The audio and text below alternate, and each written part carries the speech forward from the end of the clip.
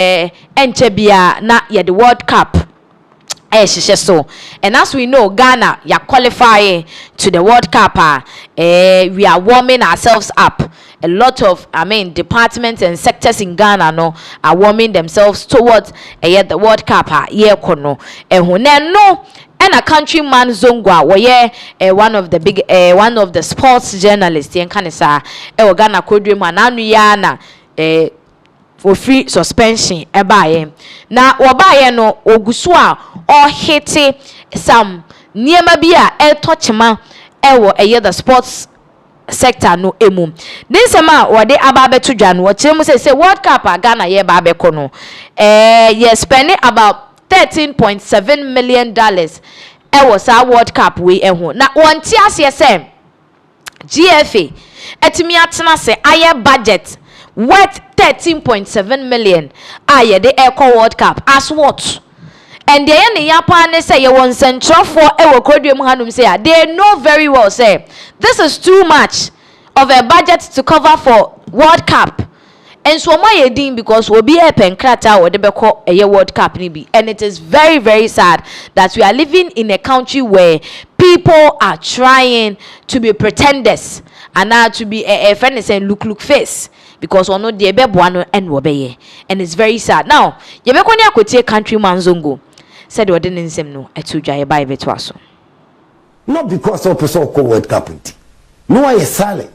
And now you deal the taxpayers money say obetire wa dwene wo no kure on say sika no doso say sika no enoso obetire wa dwene no kwari am ye susu but that is the most important. Am avoiding all in the name of say or person call World Cup. Or pay free ticket at World Cup, or pay secret free at World Cup. A Juma or you know also no can want some say FIFA money $10.5 million. The taxpayers' money, ye hear me be near the account ye hear that 146 million Ghana cedis, no, sir, $13.7 million. Ye here's our budget, no.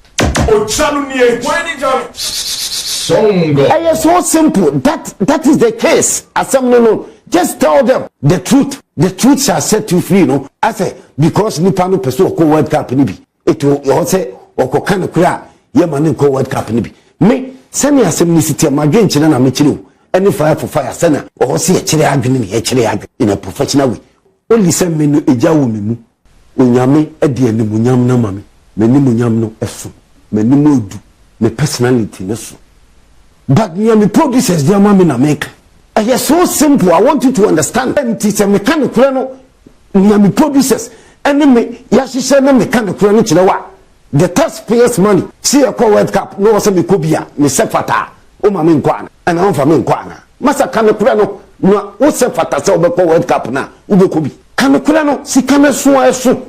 Kachira no. Enye se o kachira nti wo se waka se sika no doso nti me fa nko World Cup. Ono onye ni sika. The taxpayers money ni nyina de ko World Cup. Ghana sika ni de ko World Cup. Enti sika no so akachira nti sika no so. That doesn't stop you from going and I say want to mean ka say o ma o because we mo decide na politics.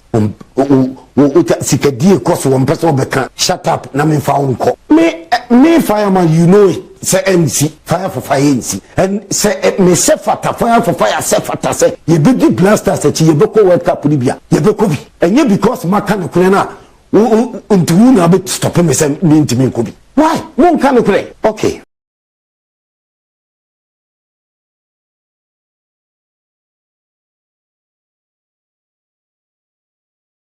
and semwa wode eto monten so about the World Cup expenses are komuno budget no temu se esododo already FIFA ama yesika dada enti kakra bi ene ye de beso so e beso ama ye de ebeko World Cup no. Do we need to exaggerate the budget to the sense say ye be dik taxpayers money nyina ewo akensi aye kwa according to some people no komunim say yentimi nnu ba bia na yakose sika na, but that is what countryman Zongo eka wo fellow journalists for say mama yenka no kre no ye bi ema yenye katasumwe muaso because of our own personal gains and no de enya de a ebeboa. So that was countryman Zongo ninsema na wode etudwa about the FIFA and I said the World Cup ba be kono sebe uhunu say the budget no is too huge and exaggerated. But then yehwe babia ebeko akwakodru. Now in view of that no the question right now is who saves the lawyer? Because you say lawyer for there eja yenya asemo a mo an edwane beto am na mo akekuma koke bia mai. But say who saves the lawyer? Because me no ka say lawyer Oliver Baka Vomowo sabe ne nsem bia ba beto apono so a yechemu say court ane aman efenesen me nka ne sen pukura sempo ye be chire mu sen. Anyways court chire mu a oma hye Oliver say ontua 5 million Ghana cedis Emma the former National Security Minister Kandapa. Now on your screens, also defamation case. High Court orders Baka Vomawo to pay 5 million Ghana cedis in damages and cost of 100,000 Ghana cedis to former National Security Minister Kandapa. I'm sure a lot of us will be wondering, then Oliver ya one mom amount forward court cases, now let me take you back to 2023. Fix the country demo a course one Oliver Vaka Vomo ojina mu bi ten no no ene the same way yaba.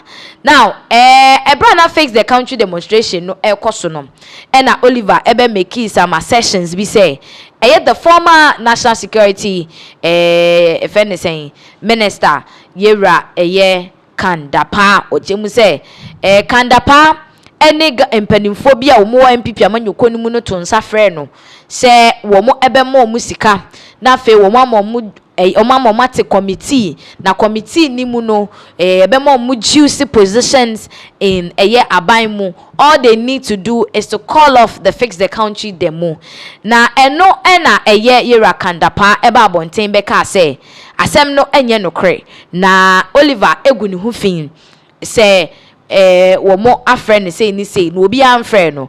Oliver Babonten beka say he has audios and evidences to ensemo a wo kan no say it was true say womo ema no omo frɛ omo ni ade say nkomo call of the fix the country the money ade into audios a obetimi da beto abonten to show that he was truly called. And some no na say womo call no court sessions and final verdict eba ye no etemu se was Oliver etua that amount of money 5 million de Emma Yera Kandapa no chia 100,000 Ghana cedis eno nso epeso esanse ensem no wo mo edueduemu a de akira yini etu hye ade at a point ka Kandapa ye deny no of the cost payer na opese Oliver etua ede emano. Now so day we are seeing a different news altogether. Now there's a lot of details concerning this issue. Ni nyina no efa the fact that after so many court sessions the outcome is what we are seeing. And then Oliver Sabrede now so ye she papa a wo ba betua sikapudu ente se ede ama yera kan dapa abuzia. Hey, one thing about court cases is that it betimi achepa betimi di so many years near there na ebikura na refi, but at the end of the day no then verdict ebepie. And as you can see on the screen, so say the High Court of Ghana has awarded 5 million in general damages against Oliver Baka Vomawo in a defamation suit brought by former National Security Minister Albert Kandapa. The ruling, delivered in Accra by Justice Joseph Owusu Edu Ajeman, also ordered Baka Vomawo to pay 100,000 in cost to Kandapa. In the cost na Kandapa ejina, it was cancelled no and as abrade yajia tumu ayeche mu say it was say uchiya the Emma Yera Kandapa. Say Justice Edu Ajiman granted almost all the reliefs sought by the plaintiff. Any identity chese utimi say and some de omo adimua ehunu say baby edro no omo hwehwemu bit by bit, and they've realized that a plaintiff, which happens to be the former National Security Minister Albert Kandapa, no omo to me dio mu edidi mu ehunu say niema bebre wo mu a omo edem or say but reduce the amount of compensation into na say release ni ade ana plaintiff ne peno mejiwe he even asked for an unqualified apology ni ade nyina mu chemu a ni nyina o maye but bi ho ano maye den o matete so say all the reliefs claimed by the plaintiff can are granted except the compensation claim of relief relief B at the 10 million is reduced to 5 million. The court held into the na Albert Kandapa epe when the suit ni mu nyina no omo ayama name compensation claim na relief B no and omo so from 10 million to 5 million. Or see before the decision was delivered, council for Baka Vomawo led by Bafo Gewu Bonsu Ashia applied for the relisting of their statement of defense and witness statement, which had earlier been struck out. The court dismissed the application, describing it as inconsistent with procedural rules. International say Baka Vomawo lawyer niya na odi enimo ede amano. Lawyer ni ana ojine muedi amano no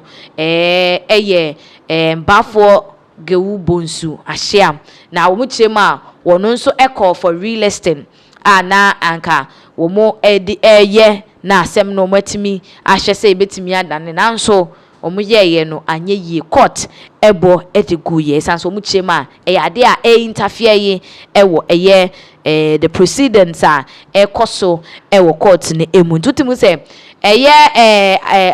friend saying Baka Vomowo or so the lawyers and I send the council no they really tried to do something for a year or no said the Bayanka case a bit in his favor, but Fawcett Kandapa had sued for 10 million in damages over claims that he allegedly demanded or accepted a 1 million bribe. He maintained that the allegations were false and defamatory. The case stems from the period when Kandapa was serving as a national security minister. He accused Baka Vomowo, a prominent member of the Fix the Country movement, of publicly suggesting that officials within the national security establishment and government had offered him to halt his activism. Denying the claims, Kandapa sought 10 million Ghana cedis in general damages, including aggravated and exemplary damages. He also requested a public apology and retraction, as well as a perpetual injunction to restrain Baka Vomowo from repeating the allegations. With the ruling, Baka Vomowo is liable to pay 5 million in damages, in addition to 100,000 in cost, making a significant legal victory for the former minister in the high-profile defamation dispute here. Inti na chese echiremu a asemwe de Kandapa edinkunim ewo ho akwa in his favor said na nsem na ekoni ade ye deny ne cost yina na manfo se asemi de na bia obedi ntwoni ade but ebi che said this is a vindication at the man ebi so che said this is money at work, and there's a whole lot of issue, but right now ne de Oliver Baka Vomowo ena sabri de ne ho akere no abusia yenda mo ase ane se munya abre de ehwe aha Pinaxtv.